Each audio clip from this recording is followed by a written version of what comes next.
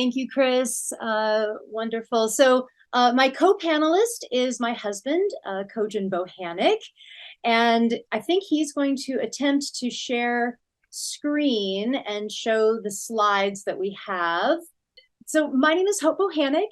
I am the Executive Director of Compassionate Living, and Kojin Bohannik, my husband, is the strategic advisor of the Ahimsa Living Project, which is a project of compassionate living. And we're going to talk more about this. I just want to say how inspired I was by the last two presentations. We wanted to have this panel. So I'm one of the co-organizers of this event, and we wanted to have this panel because we're so often asked, and I've been doing vegan conferences for many, many years, and we're so often asked at the end, well, what can I do? What can I do to help? How can I get involved? So we thought that we would give some opportunity and information about ways that you can take it further. And we got the wonderful information about education through Arihanta Institute and the Jain Vegan Initiative and all that they are doing in the UK, online around the world. It's really amazing to hear and very, very inspirational. So I'm excited also to share my vision, Kojin and I's vision for our Ahimsa Living Project. But first, just to talk about, okay, that's fine. We'll go there. To talk about some of the campaigns of compassionate living, I have a podcast, the Hope for the Animals podcast. And actually, my latest guest on the podcast was Ruchika Chitrabhanu, our keynote speaker today. So if you'd like to hear more from Ruchika, check out my podcast. Actually, several of the presenters throughout the weekend have been on the podcast, Tushar Mehta, Kojin, Chris Miller. So please check out our podcast, Hope for the Animals podcast. The other project that we have is the Humane Hoax Project. And the Humane Hoax Project is, I've written actually a couple of books on the subject of humane washing, greenwashing, when we're seeing these labels, these sustainable labels on animal products and the reality behind those labels. And I'll give just a brief example, and then we'll go on to what I really want to talk about, which is the Ahimsa Living Project. But I just feel that this is really an important piece, especially from all the information that we've gotten this weekend. And Tushar did a wonderful job as well, I believe, on the humane washing aspects. And if you didn't see the presentations yesterday, Saturday's presentations, I really encourage you to watch the videos because they were just amazing. So one thing that when people are eating dairy or consuming dairy products, they'll often think that they should get organic and buy organic dairy products because they feel it's going to be a little better for the cows.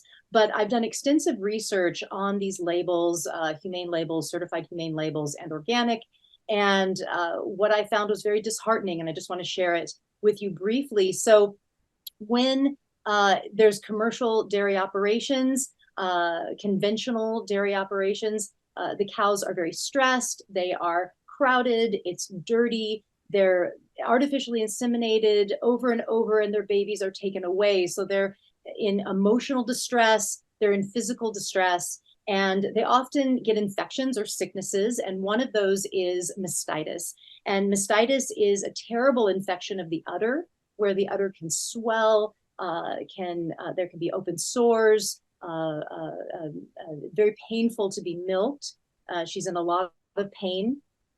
And so the conventional dairy will offer her antibiotics or medications, pharmaceuticals to clear up the mastitis. In organic operations, the organic regulations, they don't allow for those antibiotics, the pharmaceuticals, and so she can linger in pain. And I had, when I was researching one of my books, I had a veterinarian confide in me that he was seeing cows in the most distress at milking and the most pain on their udders in organic dairy. So it really shows how even with these humane labels, these animals can suffer, and sometimes even more. So I encourage you to check out humanehoax.org. That's our website for the Humane Hoax Project. Very easy to remember, humanehoax.org. So I can't not talk about the animals. Had to bring that in. But what we want to talk about today is the Ahimsa Living Project.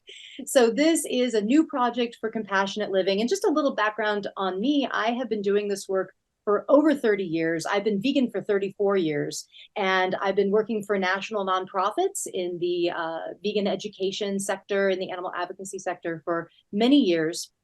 And during the pandemic, I started Compassionate Living to further the projects that I have been passionate about and that I have been thinking deeply about. And the Humane Hoax Project was one of them. The other is the Ahimsa Living Project. And this project is very near to my heart. Kojin and I have been married for 23 years, and he has been deeply in study of the Dharma traditions during that time. And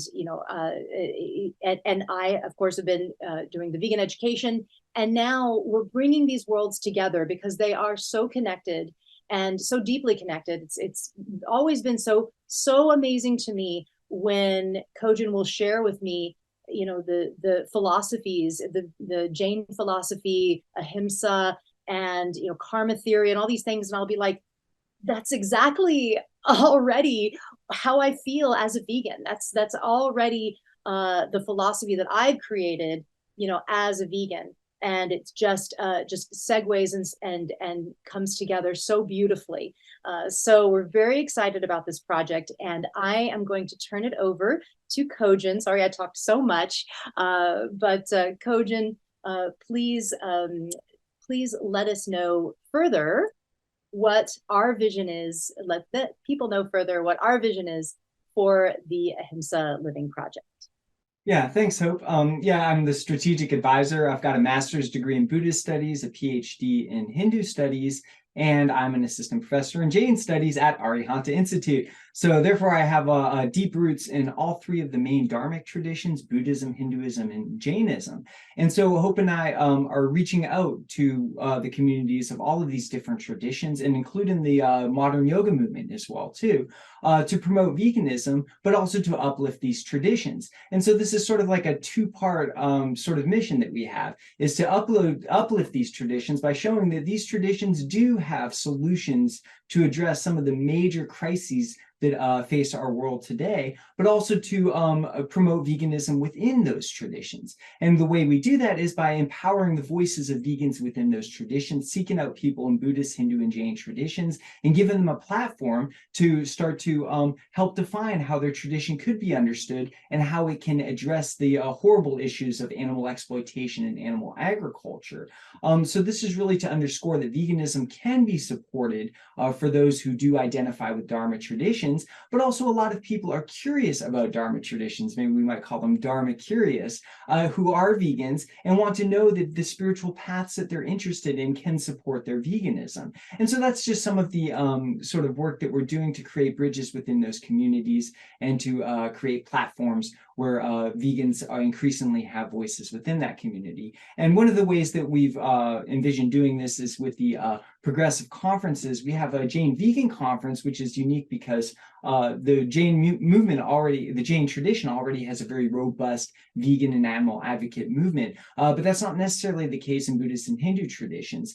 So bring in the voice of veganism and animal advocacy into progressive politics and progressive sort of strains within those traditions is one of the ways that we're going to do that. So I'll turn it back over to Hope to say more about the organization. Well, and just a little bit more, if you want to go back to that slide, just a little more about this. I mean, there certainly are vegan voices within Hinduism and within Buddhism. We don't mean to say that there's not. There are wonderful organizations that are focused in there, but we have found that the Jains are just so open and embracing, and had such a huge love and openness to this, that we felt that we wanted to do this conference that we're in, the Jain Vegan Conference, or the Ahimsa Vegan Conference that's focused on Jainism.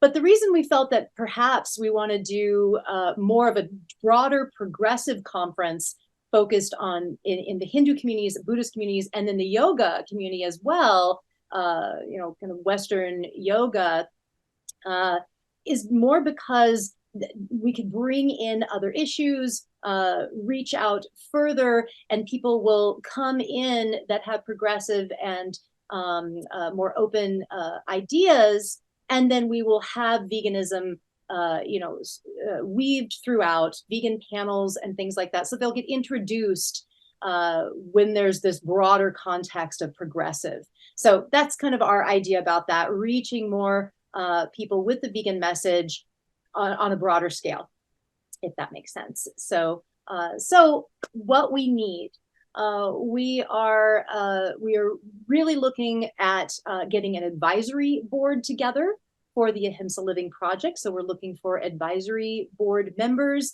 I also would love to get a couple more board members on the Compassionate Living board. So we're definitely looking for people that might be interested in taking their advocacy to a level of leadership and being on possibly an advisory board or board.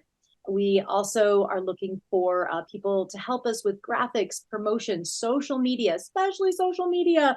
That is where I know we need some assistance, that if anyone has those social media skills, we would love that help, and also fundraising. The only way that we're going to be able to fulfill our vision is through fundraising. And being able to take this into the future, being able to do conferences like this on a larger scale.